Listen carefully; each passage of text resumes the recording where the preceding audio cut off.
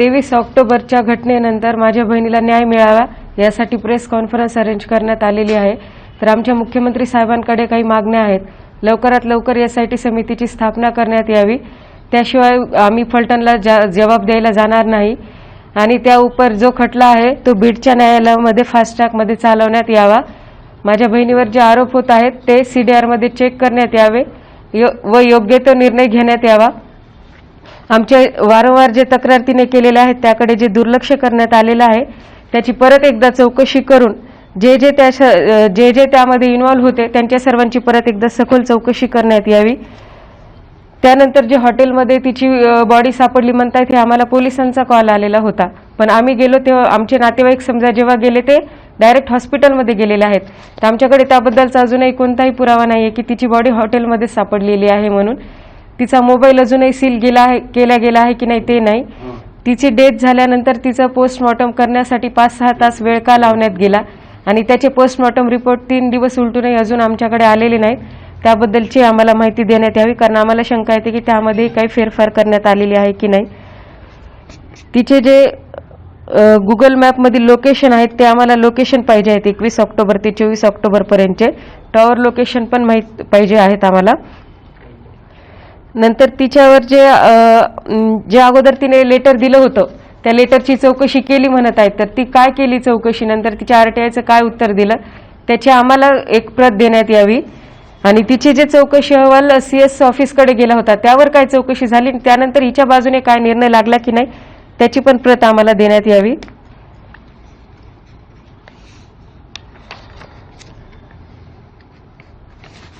आणि मागच्या 3 महिन्यामधले बदने, बनकर आणि डॉक्टर संपदा मुंडे यांच्यामध्ये जे काय बोलणं झालंय असं म्हणत आहेत त्याचे आम्हाला सीडीआर काढून देण्यात यावेत। आणि आमची मुख्यमंत्री साहेबांना कळकळीची विनंती आहे की त्यांनी लवकरात लवकर एसआयटी समिती स्थापन करावी आणि आम्हाला हे फास्ट ट्रॅकमध्ये बीडच्या न्यायालयामध्ये चालू करून देण्यात यावे। हे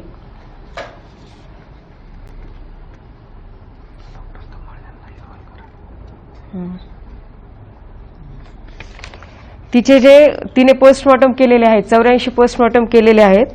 तर तिचे ओसी जे तिच्या रूममध्ये सापडलेले आहेत जी तिथे राहत होती तिथे, तर त्या ओसींची सखोल चौकशी होण्यात यावी की तिच्यावर दबाव टाकून त्याच्यातले कोणते कोणते बदलण्यात आलेले आहेत की नाही आणि तिच्या सोबत जे बाकीचे मेडिकल ऑफिसर होते त्यांनी किती केले, हिने किती केले तेही चेक करण्यात यावे की हिलाच एकटीला सर्वात जास्त का करण्यात लावण्यात आले होते।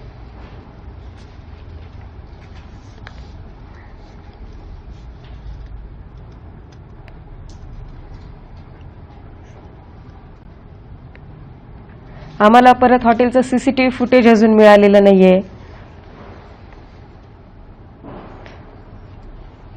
ते सीसीटीव्ही फुटेज लवकर देण्यात यावे आम्हाला।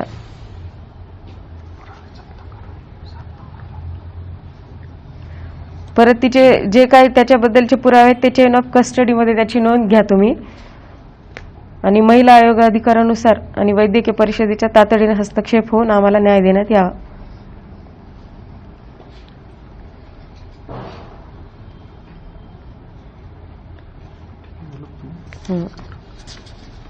एकंदरीत या सर्व प्रकरणामध्ये जे टाळाटाळ होत होते प्रत्येक गोष्टीसाठी आणि संशयास्पद वातावरण निर्माण होतं, सुरुवातीला तर आम्ही खूप धक्क्यात होतो, परंतु जेव्हा आम्हाला माहीत झाल्यानंतर आम्ही समजलो तर प्रत्येक गोष्टीमध्ये आम्हाला शंका निर्माण होत होती।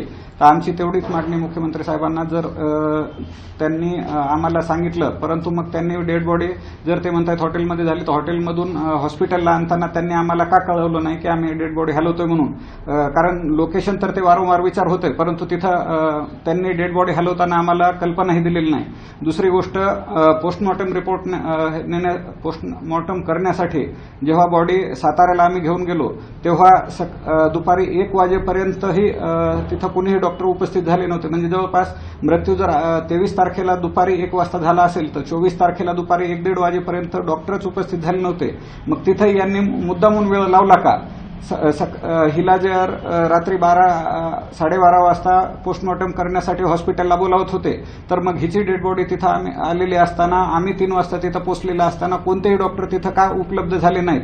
आणि मुख्य म्हणजे तो धुमाळ जे पोलीस अधीक्षक आहेत त्यांचंही ते तर स्टेटमेंटमध्ये सांगतायत की मला या काही म्हणजे गोष्टीची कल्पना नाही किंवा त्यांनी कधी अशा तक्रारी केल्या त्याचं मला काही माहिती नाही. म्हणजे एवढं बोलून त्यांच्या सहीने किंवा त्यांच्या ऑफिसच्या कर्मचाऱ्याची जर चौकशी लागून त्यांनी अहवाल दिलेले, वेळोवेळी त्यांना फोन करून खुलाशामध्ये हिने सविस्तर सांगितलेले, तरी तो अधीक्षक जर असं हिच्यावर आरोप करतायत की माहिती नाही, तर मग यांना कसलं गांभीर्य या प्रकरणाचं. तर निश्चितच हे एकंदरीत वातावरण संशयास्पद आहे. म्हणूनच आमची मुख्यमंत्री माननीय महोदयांना विनंती आहे की त्यांनी एसआयटी चौकशी स्थापन करावी. त्या चौकशीचे अध्यक्ष हे माननीय उच्च न्यायालयाचे न्यायमूर्ती असावेत आणि त्या समितीमध्ये लेडीज IPS दर्जाचे अधिकारीही सदस्य असावेत. दुसरी गोष्ट, आम्ही प्रत्येक याच्यासाठी तिथं जाऊ शकत नाही. तेथील पोलीस कर्मचाऱ्यांवर किंवा ह्या वैद्यकीय प्रशासनावरही आमचा अजिबात विश्वास राहिलेला नाही. त्यामुळे हे सदरील जे काही प्रकरण आहे ते बीड येथेच फास्ट ट्रॅक न्यायालयामध्ये चालवण्यात यावे. आणि एकंदरीत तिथे सुद्धा आम्हाला आपल्या पत्रकार महोदयांचाच खूप हे झालं. त्यांनी जेव्हा ही बाजू उचलून धरली आमची, तेव्हा कुठे तेथील हालचाली वाढल्या आणि पोस्टमॉर्टम झाला. तर आमची आपल्या सर्व पत्रकार बांधवांना हीच विनंती आहे की या प्रकरणामध्ये आपण आमची बाजू घ्यावी आणि हे करावं. जे काही योग्य आहे तेच तुम्ही मांडा, परंतु वस्तुस्थिती मांडा, हीच आमचा मागणी आहे. धन्यवाद. पत्रकार तुमच्यावरती काही आरोप करत नाहीत, मात्र या ठिकाणी पाहिलं असेल की ते बनकर कुटुंबातल्याच एका महिलेने देखील तुमच्यावरती आरोप केले होते. त्याला तुम्ही कसं उत्तर देता? आता त्या ताईंनी जर त्याला उत्तर दिलं तर जर बरं राहील. एका महिलेने आरोप केले होते. सांगितलंच होतं ना आपल्याला, पण अधिकारी सांगितलं नाही. त्यांनी अगोदर का नाही सांगितलं? जसं त्यांनी म्हटलं की 15 दिवसापूर्वी प्रपोज केलं, तर आमच्या घरच्यांचा नंबर त्यांच्याकडे होता ना, किंवा त्या म्हणताय की त्रास दिला, तर मग त्यांनी ऑलरेडी अगोदरच सांगणं जरुरी होतं ना. नंतर सांगण्यात काय म्हणजे त्या गेल्यानंतर त्या प्रूव्ह करू शकत नाहीत आणि कोणाला माहिती नाही, म्हणून त्यांनी गेल्यानंतर त्यांच्या चारित्र्यावर शिंतोडे उडवणं हे बिलकुल योग्य नाही. ते स्वतः एक महिला असून दुसऱ्या महिलेच्या चारित्र्यावर असे शिंतोडे उडवणं हे कितपत योग्य आहे? स्वतःचा बचाव करण्यासाठी, स्वतःच्या भावाचा बचाव करण्यासाठी त्या हे करत आहेत हे स्पष्ट होऊन येते यामध्ये. आता तुम्हाला जो मोबाईल आहे त्या मोबाईलच्या संदर्भातला आणि त्याचबरोबर जो PM नोट आहे ती मिळाली का? त्या संदर्भात कुटुंबाची काय भूमिका? आमचे अजून 3 दिवस झाले, आम्ही कॉल केला होता तर चौकशी चालू आहे असा जवाब येत आहे. 3 दिवस उलटूनही अजून आम्हाला तिचे PM नोट्स मिळालेले नाहीयेत. तिचा मोबाईलही 3 वाजेपर्यंत जेव्हा नातेवाईक गेले तोपर्यंत सील केला गेला नाही. याबद्दलही थोडीशी शंका आहे. मोबाईल सील केला असं पोलिसांकडून आम्हाला सांगण्यात आलं, परंतु तिचं जर लास्ट 7 वाजता पोलिसांना बातमी समजली होती आणि आम्ही 3 वाजता पोहोचलो. दरम्यान पोलिसांनी बॉडी इकडे आणली होती आणि मोबाईल सील केला आहे असं सांगितलं. पण जर तिचं व्हॉट्सअप स्टेटस जर आपण चेक केलं तर लास्ट सीन तिचा 11:13 आहे. मग त्या मधल्या वेळेमध्ये तो मोबाईल कुणी चालू केला आणि सील कधी केला याचे कोणतेही पुरावे आमच्याकडे नाहीत. आणि म्हणूनच ही आम्हाला इथं खूप मोठी शंका आहे. तिची हत्या म्हणजे हत्याच आहे तिची. आरोपी बदने हा यांच्यावरती शहर पोलिसात गुन्हा दाखल झालेला होता, कारण घटना शहर पोलीस स्टेशनच्या हद्दीत होती. मग बदने हा ग्रामीण पोलीस स्टेशनमध्ये जाऊन सरेंडर झाला. त्याकडे कसं बघता? नाही, आता 2 दिवस तो सरेंडर होता. मुख्यमंत्र्यांची तिथे बहुतेक हे होते, बैठक होते. ते फलटणला येणार होते आणि कदाचित त्यांचा दबाव असेल म्हणून. आणि मग 2 दिवस तो एवढं फिरत राहिला. यांनी 5 पथकं वेगवेगळ्या बाजूला पाठवले. पंढरपूरला लोकेशन सापडलं म्हटले. मग एवढं फिरून असताना बरोबर मुख्यमंत्री येणार त्याच्या अगोदरच्या दिवशीच कसं काय आले? आणि ते सर्व तयारी करून 2 दिवसामध्ये त्यांनी वकील वगैरे लावून त्यांची बाजू हे करून त्यांना जेव्हा माहिती झालं तेव्हाच ते सरेंडर झालं असं आम्ही पाहतो. आणि त्यामुळेच हे पोलिसांना या सर्व गोष्टी माहीत असणार आहेत. एवढं असून तो रात्री 12-12:30 वाजता का तिथं हजर होतो? हे यामुळेच आमची शंका पोलिसांवर वाढत आहे आणि त्यांनीच हत्या करून मुद्दामून पुरावे नष्ट करून तो तिथं हजर झालेला आहे असे आम्हाला वाटते. भाजपचा माजी खासदार जे आहेत निंबाळकर यांच्या PAचाही फोनवरनं दबाव येत होता अशी माहिती समोर येते. याबद्दल काही तुमचं संपदाशी बोलणं झालं होतं? त्याचा दबाव होता? नाही, तसं तिने कधीच सांगितलेलं नाही. यापूर्वी आम्ही ते सांगत होतो की आम्हाला त्यांच्याकडून तिने पत्रामध्ये फक्त तेवढाच उल्लेख आला नाही. हे पत्रही आम्हाला तिचे जे भेटले होते ते तिथं गेल्यानंतर सोशल मीडियामधूनच भेटलेले.